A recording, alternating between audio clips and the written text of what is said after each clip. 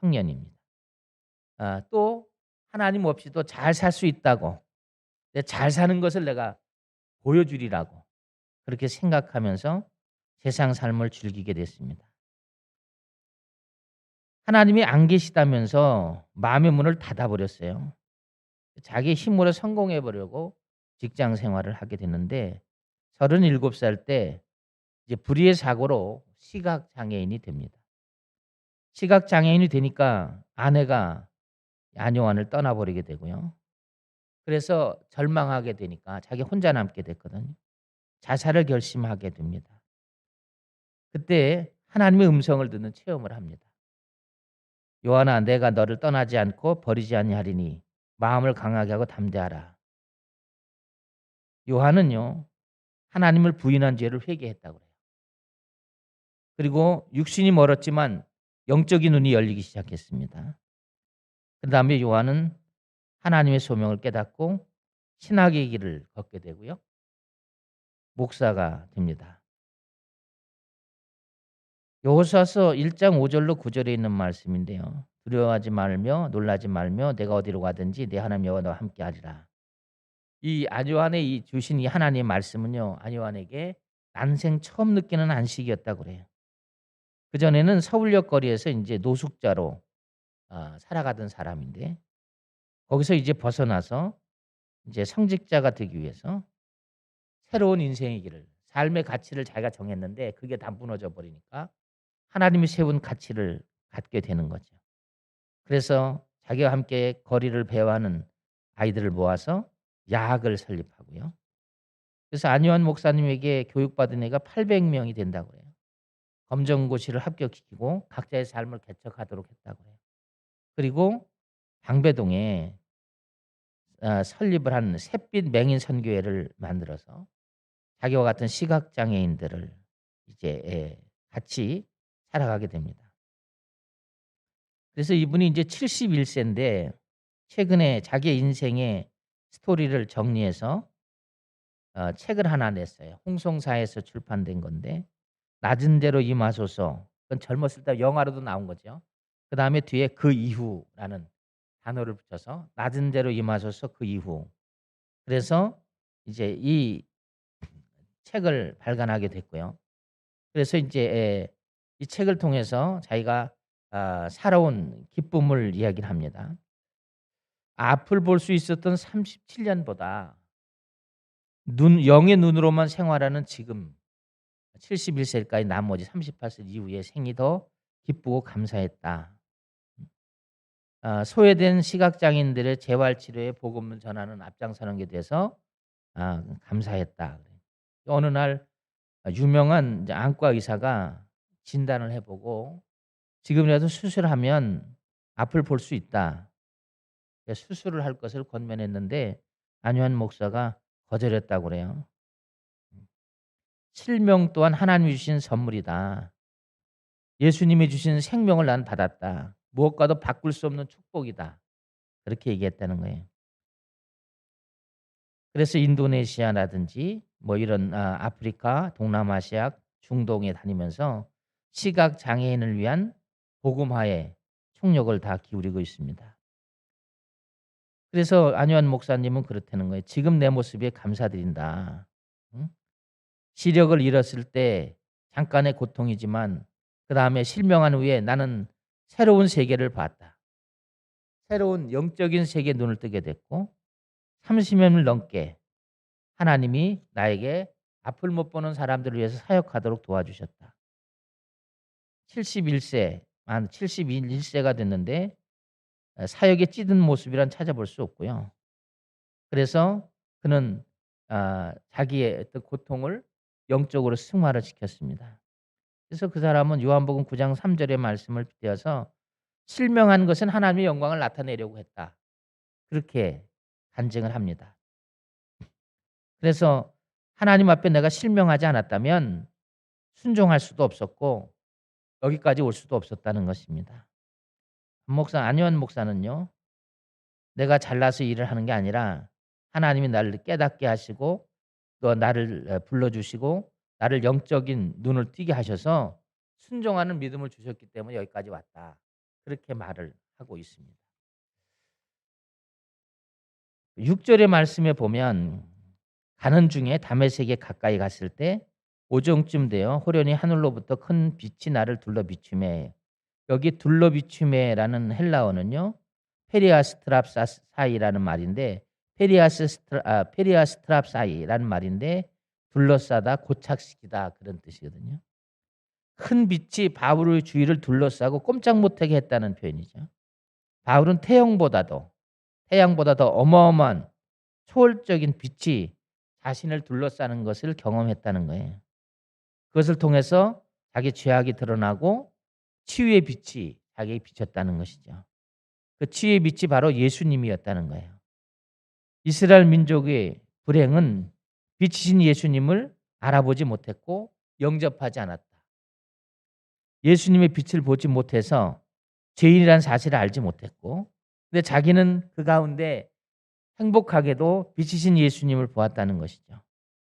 그래서 나는 이제 예수님 앞으로 나오라고 복음을 전하는 사명자가 된다는 것입니다. 여기서 우리가 알듯이 바울이 자신이 얼마나 부패하고 무능한 존재임을 깨달았을 때 비로소 눈이 열리게 된다. 하나님을 온전히 바라보는 그런 삶이 생긴다는 것이거든요. 우리가 살아가면서 꼭 이걸 중요해야 돼. 신앙생활할 때 우리가 영적인 눈, 사도 바울의 이야기를 우리가 기억할 필요가 있다는 것입니다. 둘째로 들어야 된다는 것입니다. 이사야서 50장의 말씀에 보면요. 하나님이 사람에게 눈, 귀, 입, 코를 주셨어요. 우리는 이것을 통해서 많은 정보를 얻죠. 지금도 그것을 가지고 세상과 소통을 하지 않습니까? 그런데 하나님과 소통하는 것은 뭐냐면 학자의 귀를 주셨다. 그런 말이 있거든요. 하나님은 말씀이시잖아요. 말씀하시는 하나님 여호와. 사람들은요. 하나님 말씀을 들으면서 은혜를 얻습니다. 그래서 아침마다 깨우치게 된다. 새벽마다 아침마다 하나님의 음성을 듣고 하루를 시작해야 된다라는 거예요. 요한복음 5장 25절에도 보면 하나님의 아들의 음성을 들을 때가 오노니 곧 이때라 듣는 자는 살아나리라 이런 말씀이 있죠. 그럼 이 말을 뒤집으면 듣지 못하면 믿음이 죽는다는 거잖아요. 죽은 영혼은 하나님 말씀을 들어야 돼요. 오늘날도 죽은 영혼들이 많이 있죠. 깨달음이 없어서 메마른 심령들이 많이 있어요. 그러다 보니까 주일의 예배를 귀중히 여기지 못하게 되고요. 하나님 말씀을 우리가 묵상할 때도 한마디 놓치지 않고 사모해야 되는데 그렇지 못한 경우가 많이 있죠. 그래서 이사야는 학자와 같이 알아듣는 귀를 달라고 기도했다는 거예요. 귀가 열려서 말씀을 들으면 은혜가 오기 시작하지요. 감동이 옵니다. 아멘 하게 되죠. 그래서 이사야는요. 학자의 귀를 가져야 된다. 하나님 말씀을 알아듣기 위해서 그렇다는 것이죠. 그래서 하나님 나의 귀를 열어주십시오. 신앙생활을 잘하려면 어떠냐면 듣는 귀가 있어야 됩니다. 그래야 신앙이 뒤로 물러가지 않죠. 듣는 귀가 있어야 순종하게 됩니다. 그리고 믿음이 퇴보되지 않거든요. 듣는 귀가 있어야 은혜가 충만하게 되거든요. 그래서 우리가 들을 때 어떻게 됩니까? 믿음이 회복되어지고 영적으로 성숙되어 간다는 거예요. 그래서 오늘 하나님께서 우리에게 바울을 통해서 말하는 거예요. 하나님 말씀을 바울에게 들려주시고 그가 죽었던 영혼을 다시 회복시키시고 살리셨습니다. 그래서 사랑하는 성도 여러분, 우리가 한 주를 살아가면서 무엇보다도 우리가 말씀을 빼앗기고 말씀이 가로막히는 그런 삶을 우리가 싸워 이겨야 된다. 사탄이 우리를 이렇게 수단과 방법을 가리지 않고 말씀을 빼앗으려고 하죠. 가로채려고 합니다. 그래서 이사야가 말하는 거예요. 학자의 길을 달라고 하는 것입니다. 깨달음이 귀합니다. 은혜가 중요하다고요. 은혜를 받아야 순종할 수 있죠. 그래서 너희 중에 여호와를 경외하며 그의 종의 목소리를 청종하는 자가 누구냐. 듣고 순종하는 게 중요하다. 10절에 보면 오늘 말씀에 흑암 중에 이사야서 이제 10 절에 보면 "흑암 중에 행하여 빛이 없는지라도 자라도." 이런 말씀이거든요. 하나님께서 말씀에 순종하는 자에게 인도해 주신다는 거예요. 오늘 7절 본문에 보시면 "내가 땅에 엎드러져 들으니 소리 있어 이르되 사울아 사울아 내가 왜 나를 박해하느냐 하시거늘." 여기 들으니라는 헬라어는요 에쿠사라는 말인데 초월적인 빛에 압도되어서 부활하신 예수의 음성을 들었다는 거예요. 응? 다른 사람들은 빛을 보면서도 소리를 듣지 못했지만 바울은 나에게 말씀하신 소리를 들었다는 거예요. 여러분, 한 주 동안 성경을 묵상하시면서 나에게 말씀하시는 주님의 말씀을 들으시기를 축원합니다. 귀를 듣는 귀가 있어야 돼요. 성경을 읽는 데만 끝나면 안 된다고요. 설교를 듣는 데서 끝나면 안 된다고요. 듣는 귀가 있어야 돼요. 음성을 들어야 됩니다. 그러려면 어떻게 됩니까? 마음을 겸비해야 됩니다. 오만한 마음, 그것을 가지고는 주의 음성을 들을 수가 없습니다.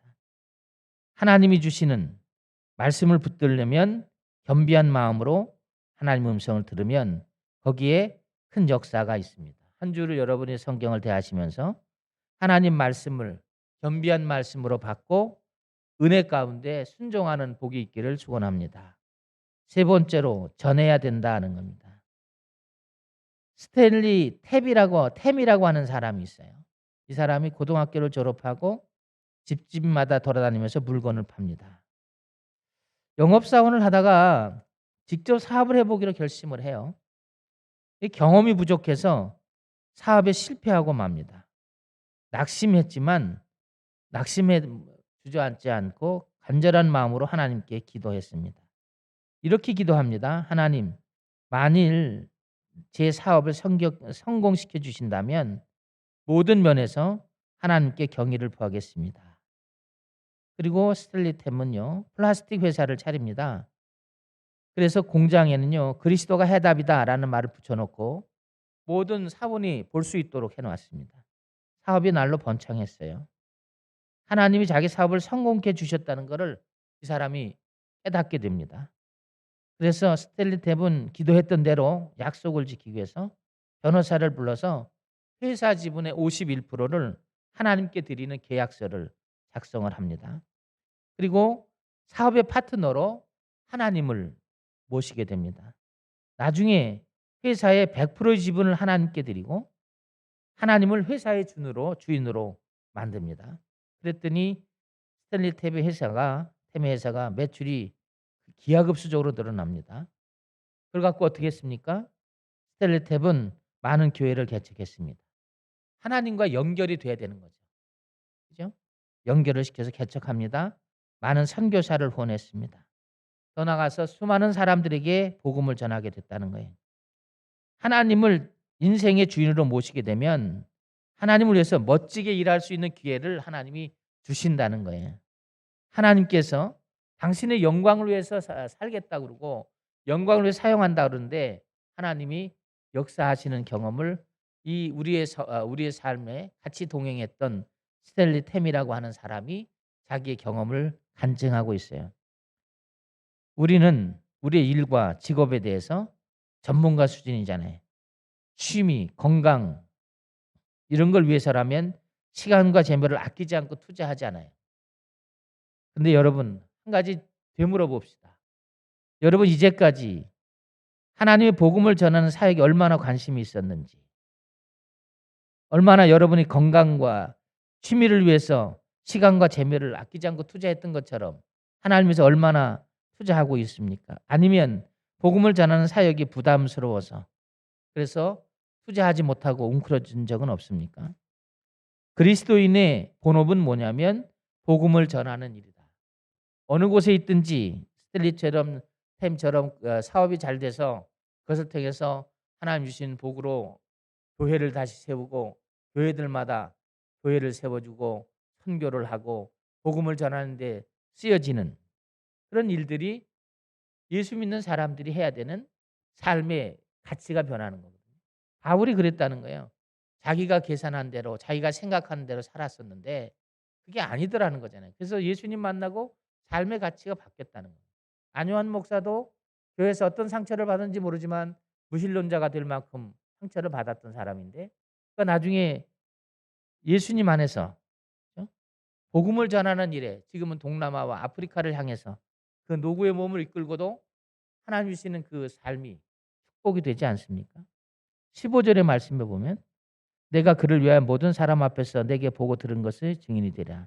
여기 증인이 되리라는 원어는요, 에세 마르티스라는 말인데 부활하신 예수님을 보고 들은 것을 이제 전하는 거거든요. 예수님을 전하는 것입니다. 복음 사역이라는 건 뭐냐면 내 삶 가운데 나를 변화시키시고 말씀으로 나를 세우시고 그리고 나를 인도해 주신 예수님의 역사를 전하는 거예요. 생활 가운데 나를 도우신 예수님을 전하는 우리 영덕교회 지체들 되시기를 축원합니다.